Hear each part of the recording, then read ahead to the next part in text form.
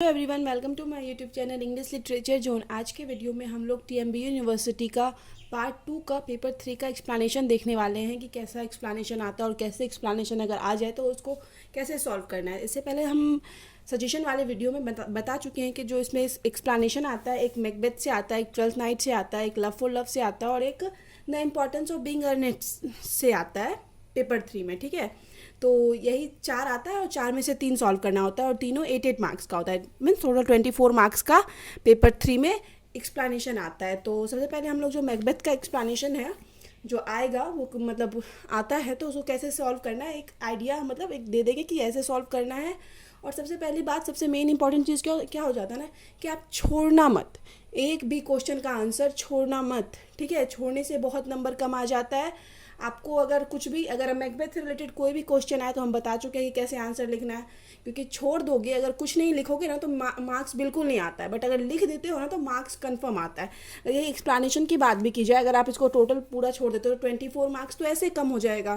तो बट छोड़ना नहीं है कभी भी अपने ऑप्शन में, कोई भी एग्जाम हो ये मत लाओ कि हमको कोई क्वेश्चन ड्रॉप कर देना है या ये ऐसा क्वेश्चन आए तो छोड़ देना है, नहीं, उसमें लिखना है।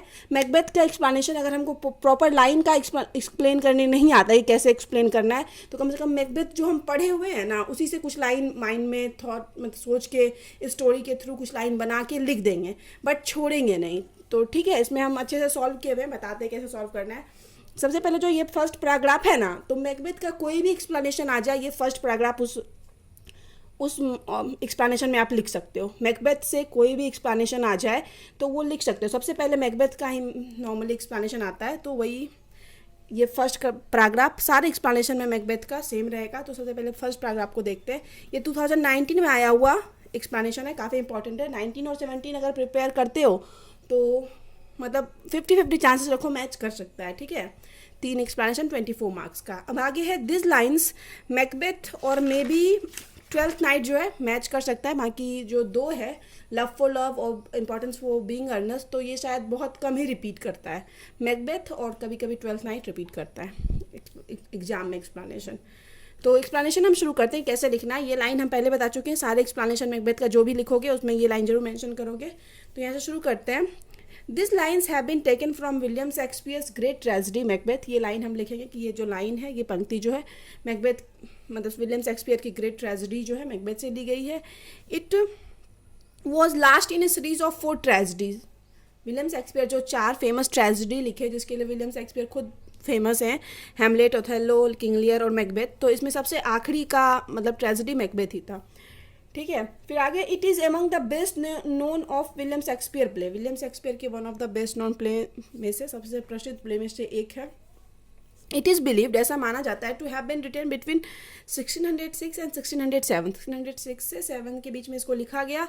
First published in the folio of 1623, और पहली बार इसको 1623 में पब्लिश करवाया गया। It is a 5 act play, ये 5 एक्ट का प्ले है। And there are several theme of this tragedy, और इस ट्रेजेडी का ढेर सारा थीम है। इट मीन्स ढेर सारे सब्जेक्ट को फॉलो करता है, सच एज जैसे कि एम्बिशन को दिखाता है। एम्बिशन इट मीन्स मतलब जो मैकबेथ है कैसे अपने मतलब उसको राजा बनना होता है तो बहुत ज़्यादा एम्बिशियस होकर चाहता है कि वो राजा बने। गिल्ट को दिखाता है, जैसे मैकबेथ डंकन के मारने के बाद गिल्ट शो करता है। क्रुएलिटी, क्रूरता को दिखाता है। मैस्कुलिनिटी इट मीन्स एक होता है ना मतलब मेल के पावर को दिखाता है। And the difference between kingship and tyranny, difference एक अंतर को दिखाता है। किंगशिप और टायरनी इट मीन्स अत्याचार और किंगशिप के बीच के अंतर को दिखाता है।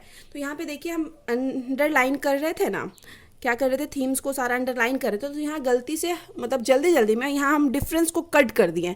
तो ये गलती मत करना, इससे बेटर है कि आप अंडरलाइन मत करना कुछ भी, बस यहाँ पे आप मेन अंडरलाइन कर दिए कि विलियम शेक्सपियर की लाइन है और मैकबेथ से लिया गया, बाकी अंडरलाइन मत करना। बट ये गलती मत करना कि अंडरलाइन करने के चक्कर में ये वर्ड कट हो गया, तो ये बहुत गलत है। मतलब मेरे से भी जल्दी जल्दी में हुआ क्योंकि हम जल्दी जल्दी इसको अंडरलाइन कर रहे थे, तो प्लीज़, और ये गलती आप लोग मत करना कि इसे अच्छा बेटर है कि आप अंडरलाइन करो ही मत, ज़्यादा अच्छा रहेगा वो चीज़। फिर आगे है this lines have been said by Macbeth in the play में ये जो नाटक में जो ये लाइन है मैकबेथ के द्वारा कहा गया है, बोला गया है। इन एक्ट 1 सीन्स 7 में दिस लाइन सोज, ये लाइन हमें दिखाती है Macbeth ambition might not have been strong. Macbeth की जो एम्बिशन था वो बहुत ज़्यादा स्ट्रॉन्ग नहीं था। Enough by itself to tempt to crime, मतलब मैकबेथ का एम्बिशन जो था वो इतना ज़्यादा स्ट्रांग नहीं था कि वो खुद क्राइम कर सके। इट मीन्स जो स्टार्टिंग में अगर आप लोग को स्टोरी याद होगा तो क्या होता है ना कि वो डंकन को मारने से पहले सोचता है, 100 टाइम्स सोचता है। तो इट मीन्स क्या, उसका एम्बिशन इतना ज़्यादा स्ट्रांग नहीं था कि वो उसके लिए गलत काम कर सके। राजा बनने की लालसा इतना ज़्यादा स्ट्रांग नहीं थी कि उसके लिए वो क्राइम कर सके Macbeth. Ambition is the stronger desire to do और achieve something.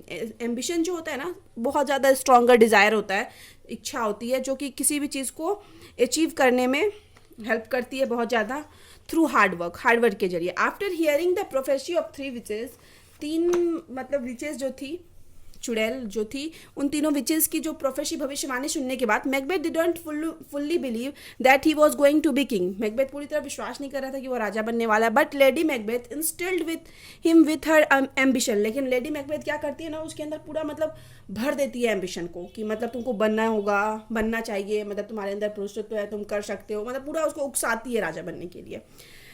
Before murdering the king Macbeth, अब राजा को मारने से पहले भी मैकबेथ थिंक्स दैट, मैकबेथ सोचता है Duncan was A noble king. Macbeth ये सब सोच रहा है कि डंकन तो काफ़ी अच्छा राजा है, who brings much prosperity and joy to the country, जो कि कंट्री के लिए बहुत ज़्यादा प्रोस्पेरिटी मतलब अच्छा किया हुआ है। और फिर Macbeth must as a host, और एक होस्ट के रूप में Macbeth must protect Duncan. Macbeth को क्या करना चाहिए, डंकन को प्रोटेक्ट करना चाहिए, क्योंकि नो डाउट वो राजा का सैनिक था ना, उसकी सेना में था। नोट टू किल हिम, ना कि उसको मारना चाहिए। ये सब मैकबेथ के माइंड में थॉट आ रहा था जब मैकबेथ किंग डंकन को मारने के बारे में सोच रहा था, जब उसको उकसा रही थी lady Macbeth. Macbeth thought of Duncan as very unobvious towards him. Macbeth का जो थॉट है मतलब डंकन को लेके, वो मतलब ऐसा है कि वो उसको मतलब कष्ट नहीं देना चाह रहा है, प्रॉब्लम नहीं दे रहा चाह रहा है। Duncan only gives Macbeth things like promotion. Macbeth को क्या दिया है डंकन से क्या मिला है मैकबेथ को, सिर्फ प्रमोशन जैसा चीज़ मिला है। इट मीन्स कभी हार्म नहीं किया है डंकन मैकबेथ को। But has never taken for him anything, ना कि उससे कभी कुछ लिया है मैकबेथ से। This characteristic of Duncan had been enough for Macbeth to not to kill Duncan. और ये जो विशेषता है डंकन की कि वो बहुत अच्छा राजा है, कभी मैकबेथ के साथ कुछ बुरा नहीं किया बल्कि उसको प्रमोशन ही दिया, तो ये सब वजह को सोच के मैकबेथ क्या कर रहा था, खुद को प्रेरित नहीं कर पा रहा था कि वो मारे डंकन को। Macbeth only has one valid reason to kill Duncan, और मैकबेथ के पास सिर्फ एक ही रीजन बचा हुआ था डंकन को मारने का, दैट हिज एम्बिशन। उसका क्या एम्बिशन, इट मीन्स लालसा, अभिलाषा, राजा बनने की वो लालसा जो इसके अंदर जाग गई थी। द करप्टिव पावर ऑफ एम्बिशन, और एम्बिशन का जो करप्टिव एक भ्रष्ट जो ताकत होती है, इट्स सो स्ट्रांग, वो और भी ज़्यादा स्ट्रांग होती है। That change his morality in A way that, और इस तरह से उसकी क्या कहते हैं जो मतलब उसके अंदर करप्टिव पावर आ जाती है एम्बिशन को की, तो वो क्या करती है उसकी मॉरलिटी को चेंज कर देती है। That kingship is more important for Macbeth, कि क्या हो जाता है कि किंगशिप इट मीन्स राजा का वो पद हासिल करना मैकबेथ के लिए ज़्यादा इंपॉर्टेंट हो जाता है।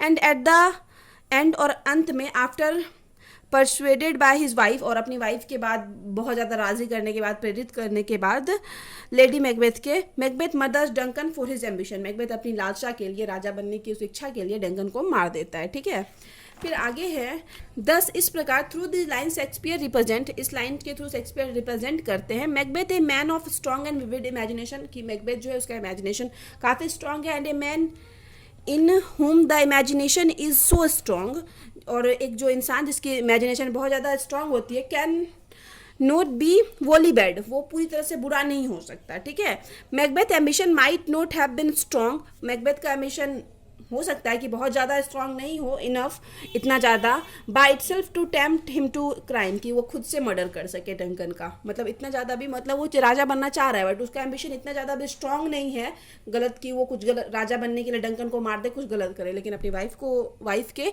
उकसाने के बाद वो ऐसा करता है। ठीक है, तो अगर ये लाइन जो आता है ना, आई हैव नो शेपर, तो आप सेम बिल्कुल सब कुछ सेम लिख सकते हो, बहुत अच्छे से इसको एक्सप्लेन किया हुआ है यहाँ तक, बिल्कुल 8 मार्क्स के लिए कम से कम 2.5 पेज तो आपको लिखना ही है, तो इतना लिख सकते हो। ठीक है, कंटिन्यू अभी भी अगर आपका एग्जाम डेट आगे बढ़ गया है तो आप कंटिन्यू अभी प्रैक्टिस रखना, राइटिंग प्रैक्टिस, जितनी अच्छी कॉपी होगी, जितना अच्छा लिखोगे उतना अच्छा मार्क्स आएगा।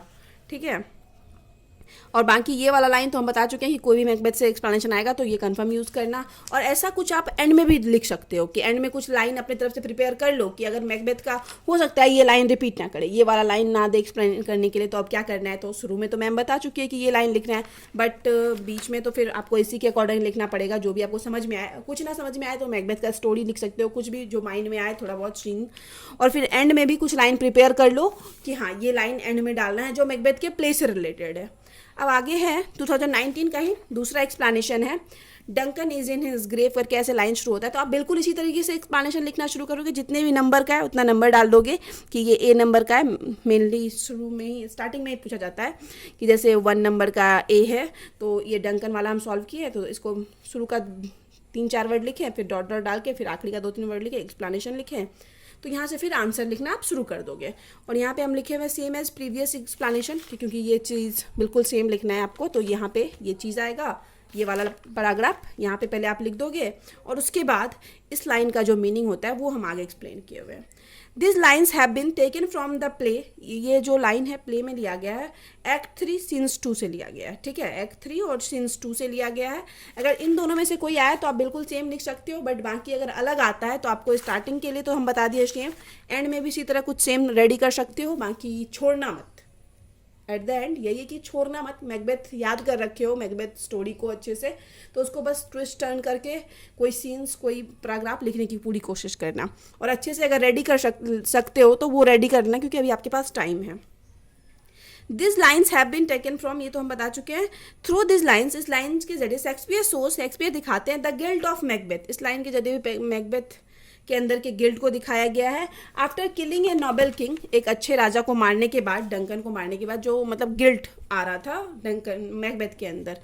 This lines have been said by Macbeth, ये लाइन मैकबेथ के द्वारा बोला गया। इन द प्ले में Duncan sleep in his grave so he has no one enemy, डंकन खुद को मतलब डंकन के लिए क्या लाइन बोला मैकबेथ की, डंकन जो है अब अपने ग्रेव में है, इट मीन्स अपने कब्र में है, तो उसका अब कोई एनिमी नहीं बचा। इट मीन्स अपने मतलब जो गलत किया ना उस चीज़ को सही प्रूफ करने के लिए खुद को मतलब एक तरह से एक्सप्लेन कर रहा है कि डंकन अब अपने कब्र में है तो उसका कोई एनिमी नहीं बचा। Nothing can even break in upon his peaceful sleep, अब उसका जो पीसफुल स्लीप है मतलब शांति से अपने कब्र में सोया हुआ है, कोई उसको जगा नहीं सकता, कोई डिस्टर्ब नहीं कर सकता। Duncan bring much prosperity and joy to the Scotland, Scotland के लिए डंकन जो है ढेर सारा प्रोस्पेरिटी और जॉय लाया था।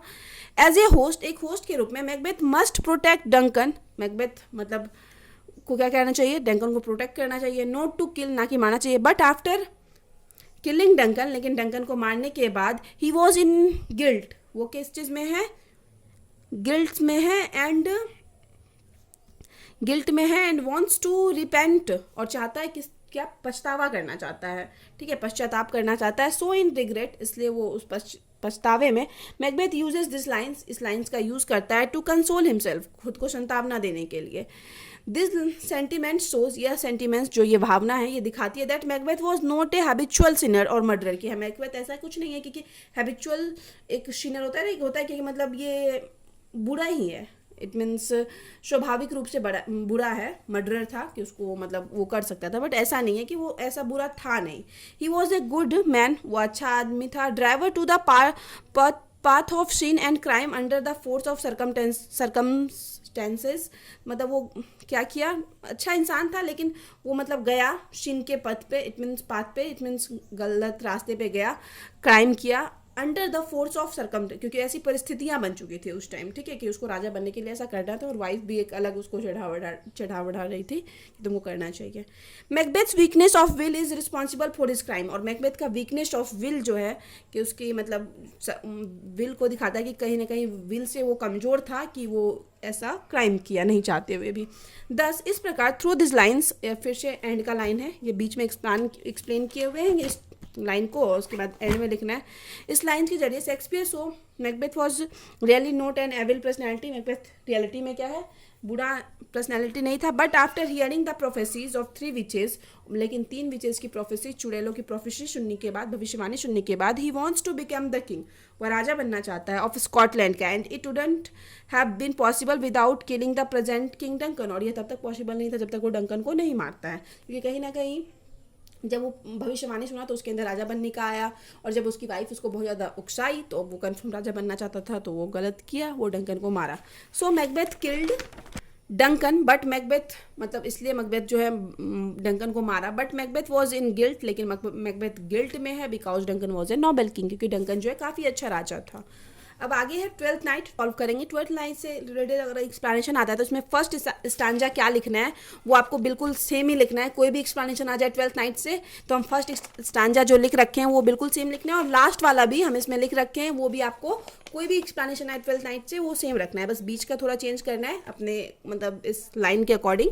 ठीक है, तो शुरू करते हैं। ये भी 2019 में आया हुआ एक्सप्लेनेशन है जो कि आप लोग के लिए इंपॉर्टेंट है, तो 19 और 17 जरूर आप लोग सॉल्व कीजिएगा।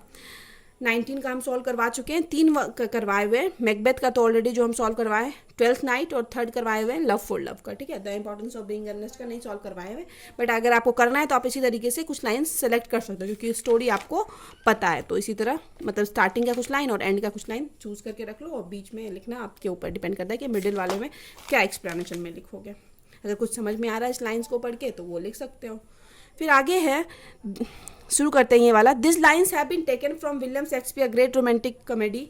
ग्रेट रोमांटिक कॉमेडी जो है उससे ली गई है ये लाइन, ट्वेल्थ नाइट से लिया गया। ठीक है, यहाँ ट्वेल्थ नाइट को अंडरलाइन कर सकते हैं, कुछ करे ना करे, थोड़ा विलियम शेक्सपियर ये इंपॉर्टेंट हो जाता है। फिर आगे है, another title of this play is what you will. इस प्ले का जो दूसरा टाइटल था वो था what you will. It is believe, ऐसा माना जाता है that it has been written around 1601 and 1602। 1601 से 1602 के बीच इसको लिखा गया through this romantic love comedy. और इस रोमांटिक लव कॉमेडी के जरिए शेक्सपियर हमें दिखाते हैं that love can cause pain, कि लव जो होता है पेन का कारण होता है, दर्द मिलता है प्यार में। It means it is a 5 act play, या 5 एक्ट का प्ले है, मोस्टली शेक्सपियर का प्ले 5 एक्ट का ही होता है सारा play. And there are many characters in the play, और प्ले में ढेर सारे कैरेक्टर हैं, but the whole play moves around its major character. लेकिन पूरा जो प्ले है कुछ मेजर कैरेक्टर के चारों ओर घूमता है, सच है जैसे कि Viola, Duke, Orsino, Olivia and Sebastian. बहुत ईजी सब लाइन यूज़ किया हुआ है, एक बार पढ़ोगे कन्फर्म याद रख सकते हो, बस कंटिन्यू प्रैक्टिस करना, और अभी आप लोग के पास टाइम है।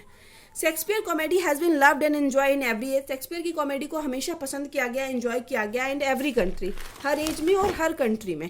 It's charms fresh as ever even today, और इसका जो चार्म है, इसकी जो मतलब एक तरह से मतलब बोला जाए मतलब फ्रेशनेस है वो आज तक है, मतलब कंटिन्यू है कि लोग आज भी उसी तरीके से इस प्ले को पसंद करते हैं, शेक्सपियर के वर्क को पसंद करते हैं। अब आगे है दिस लाइन्स। अब इस लाइन को एक्सप्लेन किया हुआ कि इस लाइन का क्या मीनिंग होता है।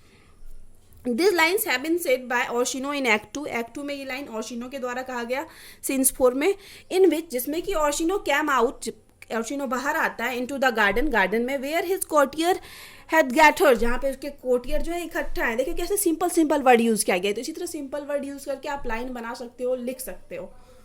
ही लिसन म्यूजिक विथ हिज कॉटियर्स, वो अब गार्डन में बैठ के अपने कोटियर दरबारियों के साथ म्यूजिक सुन रहा था। He is the great lover of music, वो म्यूजिक का ग्रेट लवर है, बहुत ज़्यादा पसंद है ऑर्शिनो को म्यूजिक।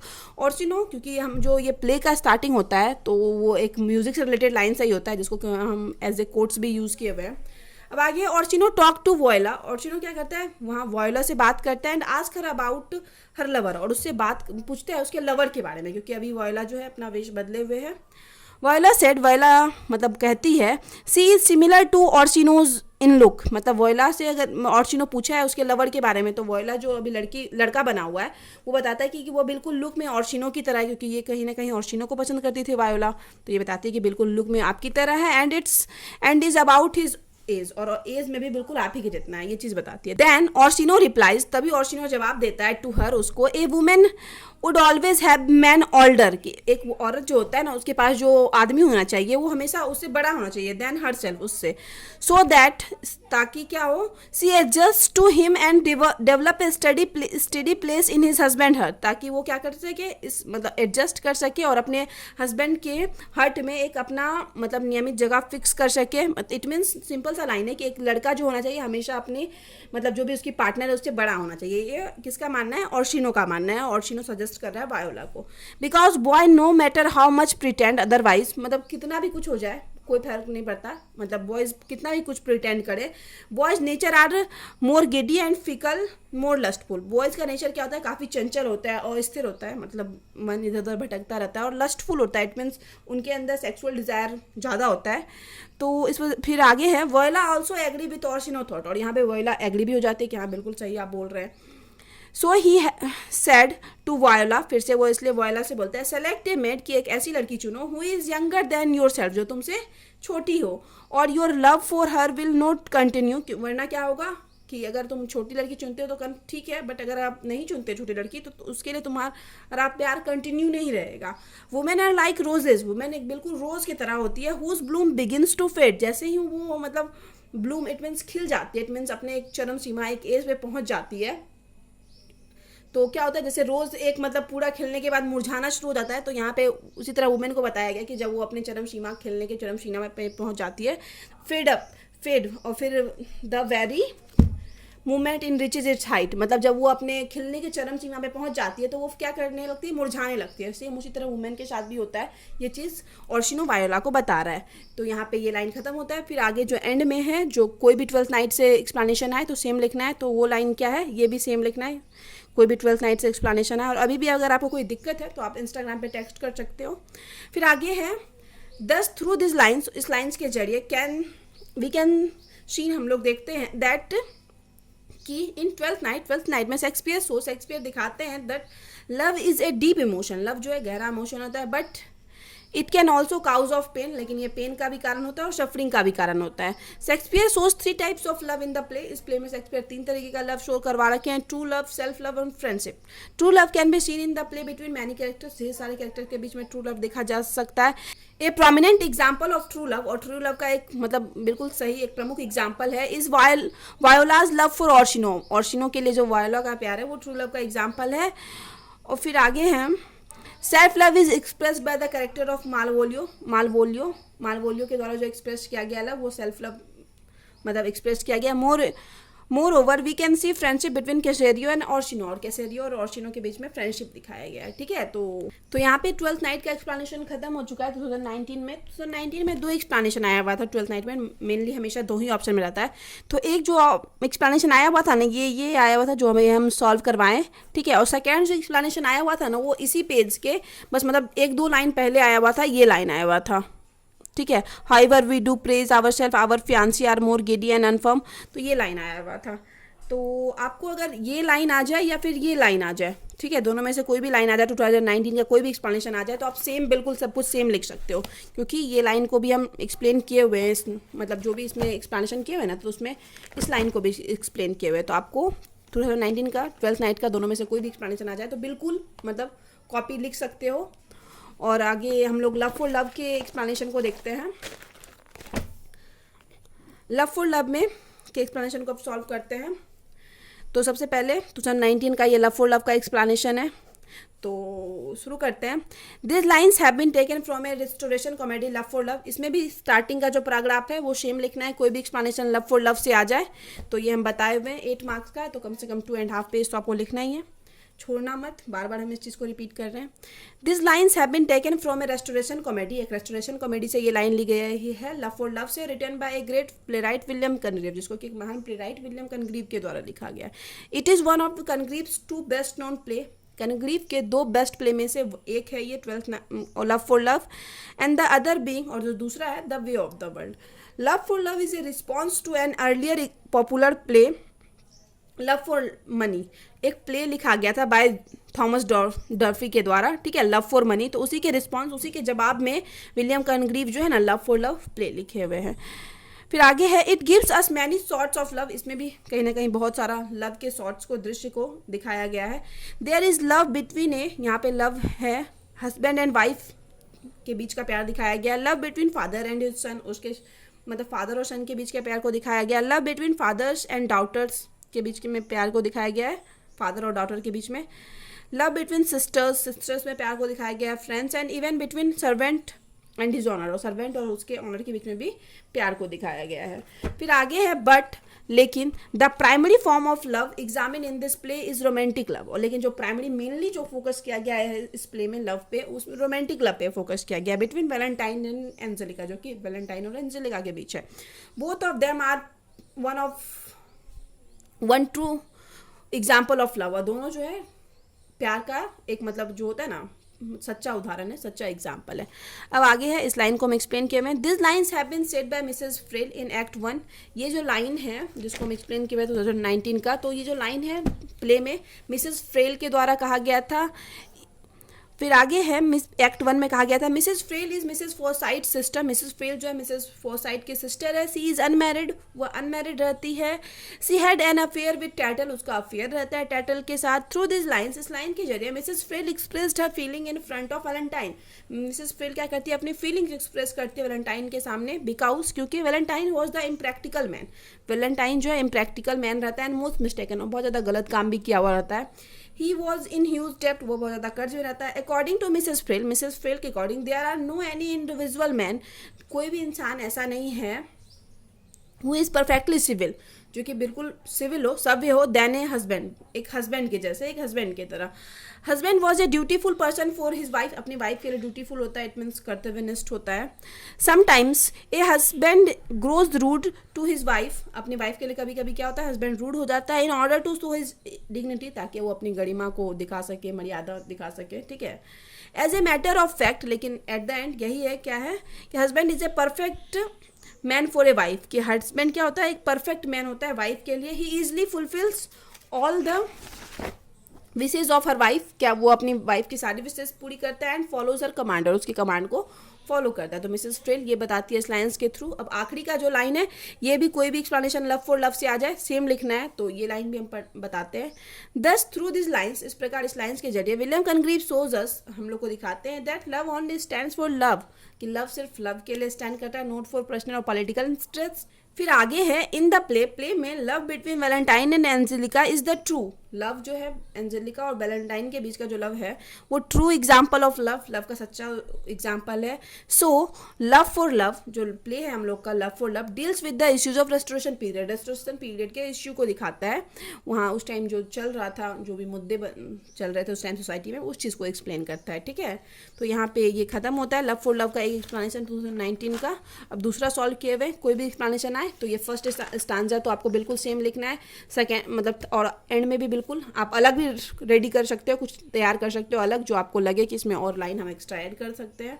लेकिन ये बीच का जो है आपको इसके अकॉर्डिंग लिखना पड़ेगा. थिंक करना, समझ में आता है तो लिखना, बस छोड़ना मत. फिर दूसरा एक्सप्लेनेशन लव फॉर लव का देखते हैं. इसी तरीके से बिल्कुल आपको लिखना है there is no occasion for must. इसमें फर्स्ट स्टांजा फिर हम बता दिए कि प्रीवियस एक्सप्लेनेशन की तरह होगा, तो यहाँ पे बस यही लिखे हैं first stanza is as same as previous explanation, मतलब बिल्कुल यही फर्स्ट स्टांजा इसमें भी लिखना है, सेम टू सेम यहाँ तक. फिर आगे हम लोग सॉल्व करते हैं, इस लाइन का मीनिंग पे जाते हैं. This lines have been said by mister Tattle, ये लाइन जो मतलब दूसरा जो एक्सप्लेनेशन वो टैटल के द्वारा कहा गया था इन एक्ट 3 में.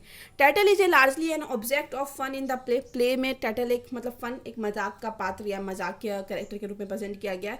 ही brags constantly about his success with the ladies, हमेशा वो अपने बताता रहता है कि मतलब उसका जो रिलेशनशिप रहा लेडीज़ के साथ कैसा रहा, कितना सक्सेसफुल रहा, मतलब बड़ा बड़ा फेंकता रहता है. He develops an affection for Miss Prue के लिए भी वो एक अफेक्शन प्यार डेवलप करता है. At the behest for Mrs Frail के कहने पे. When Mrs Prue and Tattle was in one room, और जब मिसेस प्रू और टैटल एक रूम में थे, देन ए नर्स कम, तभी एक नर्स आती है, ये मिसेस प्रू की नर्स रहती है. एंड सेज, और कहती है Mrs Prue to open the door, Mrs Prue को डोर ओपन करने के लिए कहती है. But miss Prue is afraid, लेकिन मिस प्रू डरती है दैट कि if she opens the door, कि अगर वह दरवाजा खोलती है, the nurse will tell her father, कि नर्स उसके पिता को बता देगी the truth about her and Tattle relationship, उसके रिलेशनशिप, क्योंकि दोनों एक रूम में बंद है मिस प्रू और टैटल, तो इसको लगता है कि ये दरवाजा खोलेगी तो नर्स जाके इसके पिता को बता देगी उसके और टैटल के रिलेशनशिप को लेके. थ्रू दिस लाइन्स, इस लाइन्स के जरिए Tattle use to place when boasting in front of miss Prue के सामने झूठा घमंड दिखाता है, ठीक है, because he wants to place himself as a serious fellow, क्योंकि वो खुद को कहीं ना कहीं एक सीरियस फेलो दिखाना चाहता है कि वो बहुत काफ़ी सीरियस है। टैटल कहता है he does not like lawyers, कि उसको झूठे लोग पसंद नहीं है, एंड ही नेवर स्पोक लाई, और कभी वो झूठ नहीं बोलता है इन फ्रंट ऑफ एनीवन, किसी के भी सामने। Tattle attempt to seduce miss Prue को सेड्यूस करना चाहता था, इट मीन्स उसको मतलब रूम में ले गया था तो मतलब उसका फ़ायदा उठाना चाहता था अनफॉर्चुनेटली, लेकिन दुर्भाग्यवश the interrupted his seduction of miss प्रियो, लेकिन जो उसका जो सेडक्शन होता है, इट मीन्स जो भगाने की कोशिश कर रहा है मिस प्रियो को, वो इंटरप्ट बाधित हो जाता है। And tattle leaves the bed chamber, और टैटल गुस्से में वहाँ से बेड चैम्बर, उस बेड को, रूम को छोड़ के चला जाता है। फिर आगे फिर हम लिखे हुए हैं कि as same as previous explanation में जो थर्ड स्टांजा था बिल्कुल वैसा ही लिखना है आपको फिर से लव फॉर लव का, ठीक है। The importance of being Ernest का सॉल्व नहीं किए हुए हम, अगर आपको सॉल्व करना है तो आपके पास ऑलरेडी स्टोरी है तो आप सेम उसी तरीके से लिख सकते हो। बाकी आपको एग्जाम में 3 ही एक्सप्लेनेशन लिखना है तो हम 3 ही सॉल्व करवाए हुए हैं। तो यहाँ पे वीडियो खत्म होता है। वीडियो से रिलेटेड अगर कोई डाउट है तो आप इंस्टाग्राम पे टेक्स्ट कर सकते हो, इंस्टाग्राम का लिंक आपको चैनल के अबाउट सेक्शन में मिल जाएगा। तो अगर वीडियो आपको अच्छा लगा, वीडियो के थ्रू आपकी हेल्प हुई तो वीडियो को लाइक करना, चैनल को सब्सक्राइब करना और कमेंट करके बताना वीडियो कैसा लगा। मिलते हैं नेक्स्ट वीडियो में नेक्स्ट टॉपिक के साथ।